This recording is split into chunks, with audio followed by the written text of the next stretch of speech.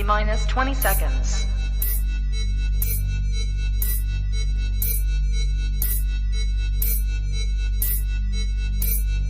10, 9, 8, 7, 6, 5, 4, 3, 2, 1, 0.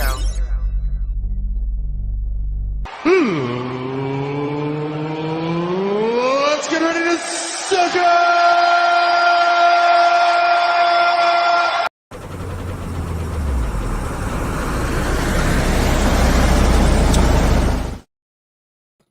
And welcome in, ladies and gentlemen, for episode 3 of In the Driver's Seat. DJ Oakley over here, the Mushmouth Bandit, Corey Renforth on the other side of the table. Welcome into episode 3 after taking a week off, Corey. It was Father's Day. You and I kind of both thought that it would be a nice day off for both of us, so to speak. We are here live in front of YS Nation. I know you're a little nervous. Oh, you're playing with fire, not me. So. How was your Father's Day? It was good. It was good. Plane travel Saturday. Just kind of went to the beach. I'm not much of a beach guy. I don't know. I mean, this doesn't scream beach vibes. This whole what I got going on in life. And as I get older, get less of a beach guy. I'll tell you that. It's like, oh, good Lord, what am I doing here? But kids love it, so you got to get them down there. Did you wear the hat to the beach? Not that one in particular. That one stayed home.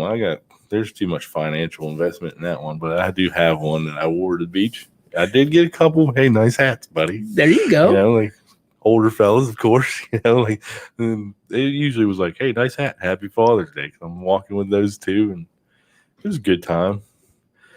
All in all, for being at the beach, I guess. I was just there to get to the racetrack eventually. I was just going to say that. I know.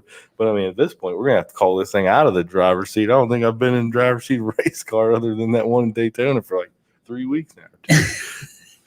But you were in the driver's seat in Daytona, and you had the Richard Petty experience, which is, you talk about financial investments, probably one of the better financial investments for you personally in your lifetime. It was a good experience. It was fun. A lot of times you think of Daytona and super speedways as you really don't have to do much. Turn 4, you do have to do something. I found that out when the guy was screaming at me on the radio. But you're going to have to turn this thing left, man.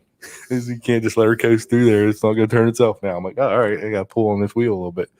It was set up a lot like, the YSN Bandit car. I got it set up so it just wants to turn left. You got to turn the wheel to the right to keep it straight. So you got to turn the wheel to the right to keep it straight? Yeah, you got everything set up so it's almost like a solo cup. You've got a stagger, and that's the difference between your left side tires and your right side tires. And so you got bigger tires on the right than you do the left. And you put more air pressure in them, so they're bigger. So automatically, like if you rolled a solo cup, it's just going to roll around in circles, right? Well, that's basically what you're doing. You're putting those bigger tires over there. This is all stuff that was told to me, by the way, because I'm not smart enough to just be like, hey, I was a racing genius. But, so like they all explain this to me. And, it just automatically wants to go to the left. Okay. Just because you're making left turns. Now, if it was like a Formula One car, it wouldn't be set up that way because everything's got to be balanced like 50-50 and everything needs to be perfectly the same so it can go left and right the same way. Yeah. But, I mean, that car they had, it was oddly enough, it was like a number 39 Schaefer's oil car, which is I use that Schaefer's racing oil in my engine. I was like, oh, it's kind of weird. I was like, it's a little nice.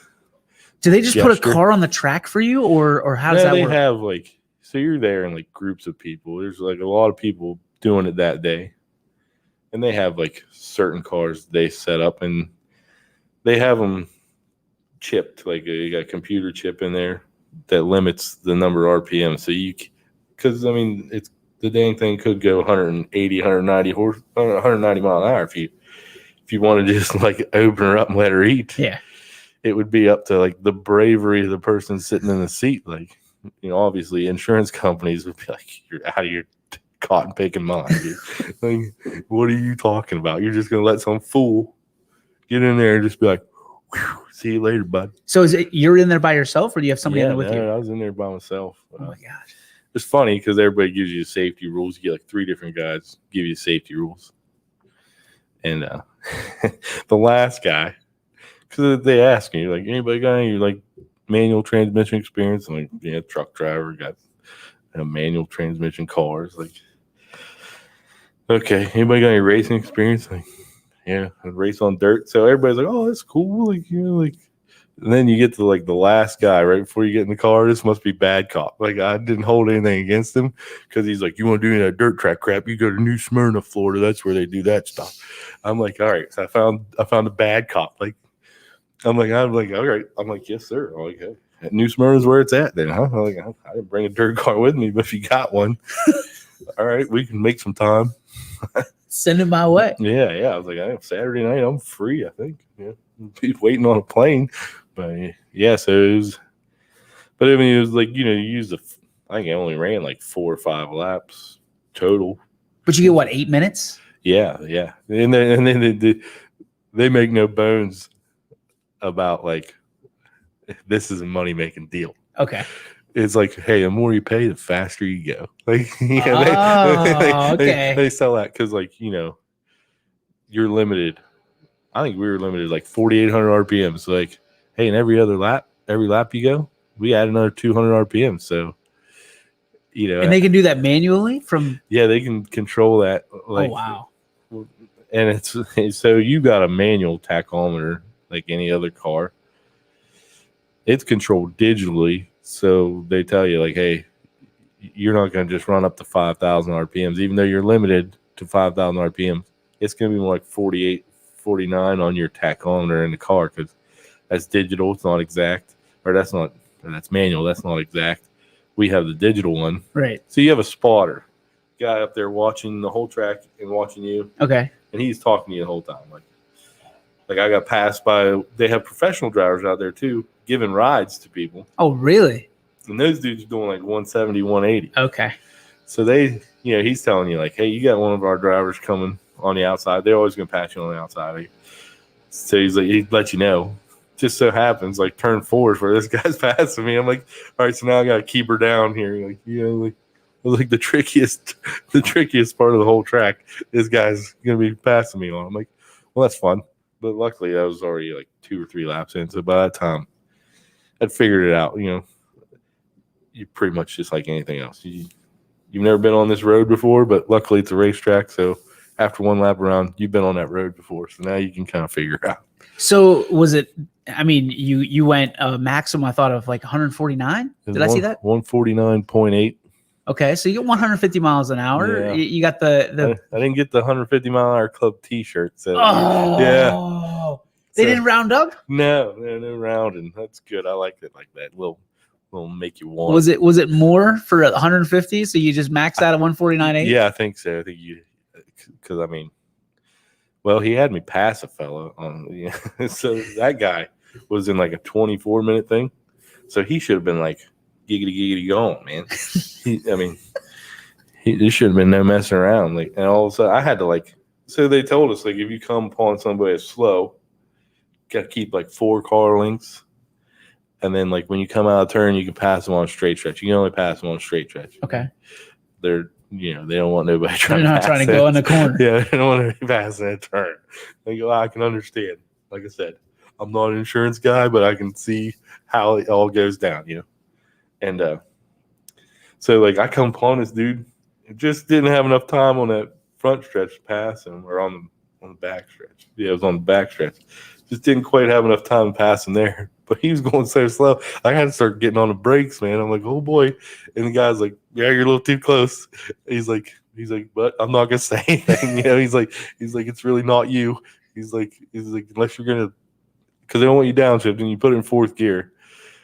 They just want you in that top gear as fast as possible. Yep. Like they want you in 4th gear by the time you get out of the They pit want you road. having fun. Yeah. They just want you to be like, set it and forget it, man. Yep. Just like now all you got to worry about is like how high your RPMs are going. Because you can't, because when you hit that chip, it'll start popping and backfiring and stuff. Like it's limited. So and that'll slow you down because it, slows the car down. Yeah. So if you can run like right underneath that chip, you can like slowly just gain speed just through momentum until you reach whatever the maximum speed is for those RPMs. All right. So overall, out of 1 being the worst experience, 10 being the best, where did it rank for you? I mean, 149.8. I mean, the Columbia County, Mahoney County sheriffs aren't going to like this. But drive my Mustang a little faster than that. Have you? Yeah. Really? Yeah. Yeah. Well, it would be both counties because, I mean, I've come off a Heck Road there in Columbia on Route 7. Yep. Had that bad boy up to 160 before I got to Red's Bait Shop. So, Gosh. let her eat, dude. But that is the statute of limitations right there. Right? Yeah, it was like 12 years ago. 2019 Mustang. But yeah, it was it was like, of course, I'd like to do like the 56-minute like pro thing where you get to follow one of them guys that's giving rides. You just follow behind him. Really? Yeah, he's going 170, 180. You just try to keep up. So what does something like that set you back for 56 minutes? That's like $3,500. Okay, so you're looking at about 4 Gs. Yeah, 4 stacks. All right. That's like, if I didn't have kids, sure, maybe, but like. Yeah. But this is a special experience because that's one of your favorite drivers of all time. Yeah. Obviously, we talked about you in the 43 car, the YSN Bandit, and you got to kind of take that number and, I got passed represent by the it. 43 car. Did you? Yeah, it was like you did. Oh, somebody actually got to drive the 43 car. Yeah, it was one of the professional drivers. Oh, get out of the 43 car. Let you have an experience. Yeah. I was like. I was kind of hoping it would be there available to drive. Did they make you wear a helmet, or could you wear your cowboy hat? No, it was a helmet. Yeah, it was a helmet. It had like a microphone thing. But like that old bad cop told me, he's like, if you answer him, you just do one word, 10-4, Roger. You ain't here to have a conversation. You're here to watch the track. Like, I was like, yeah, I get it, man. That guy's a real I knew what his stick in the mud, huh? I knew what his deal was, though. I mean, it's not like I'm not unreasonable. I get everybody's been real friendly. You got to be bad cop. I understand. Do you think he wakes up every morning thinking, "Man, I can't wait to just ruin somebody's day"? Straws. Like, no, this is like, who's got to do it today? Because I think they all want to be like. You get to be bad cops sometimes. They want to be nice dudes. They're just kind of like, yeah, we all. These bunch of schlubs that don't drive race cars, they want to drive race cars for the most part. You want to take that dirt track stuff, take it somewhere else. Yeah, he's like, it's down the road, dude. Like, all right. All right. So from a fan perspective, number 43, that's your number, a number that you've worn pretty much all your life. Talk to what significance is there in that number for you? Well, we got to give a shout out to Samantha Hicks for that question. Yeah. So I had a scare. I asked my mother, who's possibly not mentally stable, good chance, and she come up with this wacky thing. Like, she's like, your brother wasn't. It was in Waterloo, Wisconsin. My brother started playing football his freshman year. Okay. Like, we lived in South Carolina before that. He'd never. So I'm like, Mom, I only remember the number 43, and like. She's like, no, he was number 60. He didn't wear 43 till we came to Crestview. And he was going to be number 43, but they didn't let him. I was like, man, this just sounds insane. So I had to make an emergency phone call to my sister-in-law. And my brother wasn't answering the phone at the time. I was like, hey, I might just lie to everybody on a YouTube program about the history of a 43 number. I was like, because, personally to me, like I said, I kind of thought my dad looked like Richard Petty. But when you're the youngest brother and your brother's 10 years older than you've got like a hero thing there. So I'm like, this could be like bad. A mind bender, dude. Like, just straight up, just like ruining my life. Like, I'm sitting in the corner crying, and you're like, Corey, come on, man, we got to do this program. Like, I'm like, I don't know, it ruined everything for me. Changed it to the number 60 car. Yeah, I guess. I don't know. Oh, that'd be tough. But I've kind of become partial to it. But but luckily my brother was like, nah, Mom's crazy. Like, just it was 43 the whole time. He's like, I think I had a practice jersey. I was like number 99 or something. But it was like nothing to be scared of. So I was like, whew, it's a big shot. But the significance is youngest brother, oldest brother.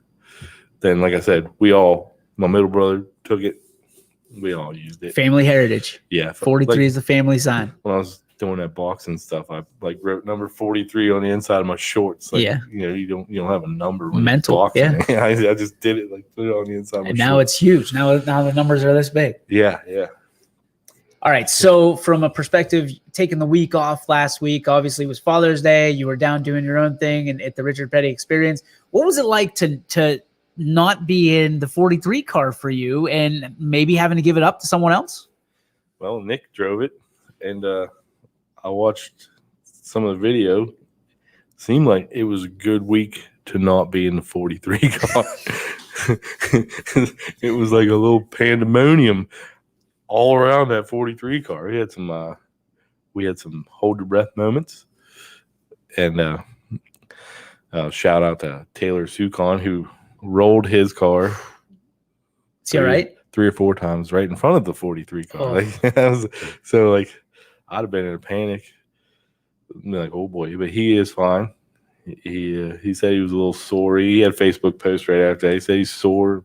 Car's more damaged than he is, and they plan on getting that thing built. It's bent. Well, I'll ask his dad a little more when they get it back up. I'll ask him to come on. Sure.